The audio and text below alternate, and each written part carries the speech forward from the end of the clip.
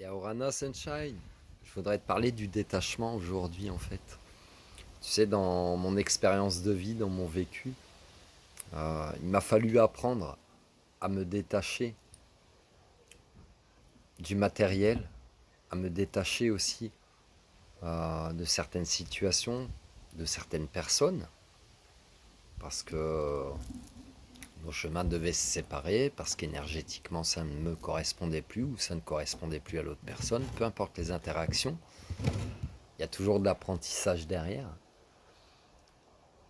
Et même du coup, tu pourrais passer aux yeux des autres comme quelqu'un qui est léger de la jambe, c'est-à-dire qui prend tout avec presque je m'en foutisme ou trop de légèreté.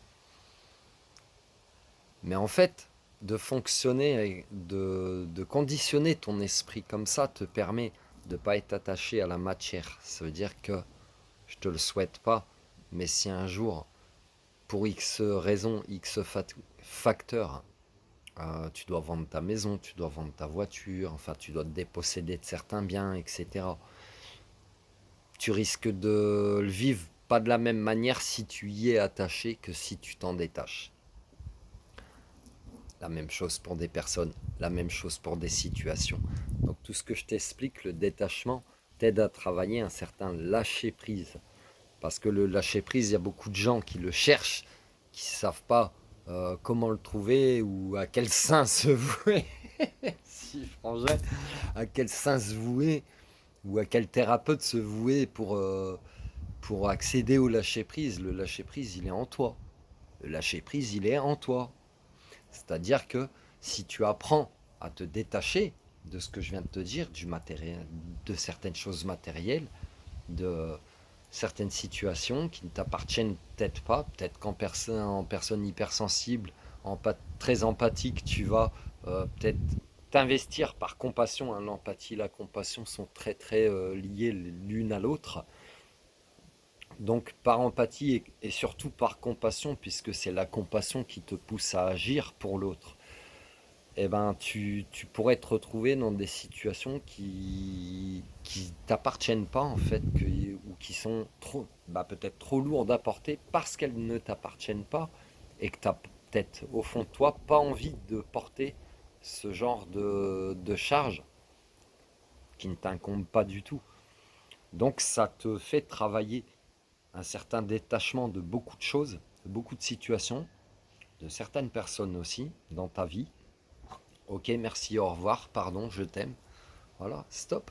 Et ça s'arrête là, tu vois. Hop, frotte un peu ton troisième œil, tu vois. Il est peut-être encrassé. Réveille-toi, comme on m'a dit, réveille-toi. Bah ouais. Et du coup, ça te permet, ce détachement te permet également de ne pas être dans ces émotions négatives de rancœur, de ruminage, de pensées négatives, de colère, de tristesse, d'envie de vengeance, de jalousie. Tu vois, et tout ça, tu le chasses en fait de ton esprit. Avec cette certaine légèreté, ce lâcher-prise, ce détachement, ça veut pas dire que t'en as rien à foutre, ça veut pas dire que t'as pas compris ce qui s'est passé, ça veut pas dire que tu ne t'excuses pas ou que tu ne pardonnes pas de tout ce qui s'est passé. Parfois, la personne sera tellement dans l'ego en face de toi qu'elle ne souhaitera même pas envie de t'écouter en fait. Souhaitera pas envie, ça se dit ça, frangin. Ne souhaitera pas t'écouter en fait. Donc si tu parles à un moulin, à un vent ou à un mur, quel intérêt de parler? Quel intérêt d'utiliser ton énergie, de te fatiguer? Je ne vais pas utiliser le mot rabaisser, mais de te fatiguer à ça. Puisque la personne aura sa vérité, toi tu auras la tienne. Sa perception des choses, ta perception des choses. Son point de vue, ton point de vue.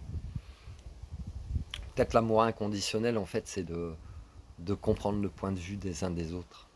Et ça ne veut pas dire que derrière, justement, l'amour inconditionnel, c'est que derrière, il n'y a pas de colère, il n'y a pas de rancœur, il n'y a pas de tristesse, il n'y a pas d'envie de jalousie, il n'y a pas d'envie de vengeance, il n'y a pas d'envie, il n'y a pas de vice derrière, si tu veux. Voilà. Laisse le vent chasser tout ça. Laisse le vent chasser tout ça.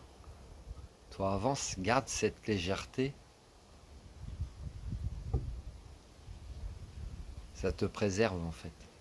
Ça te préserve cette légèreté. Donc, reste léger, tu es une plume, tu es une bulle. Prends soin de toi, Sunshine.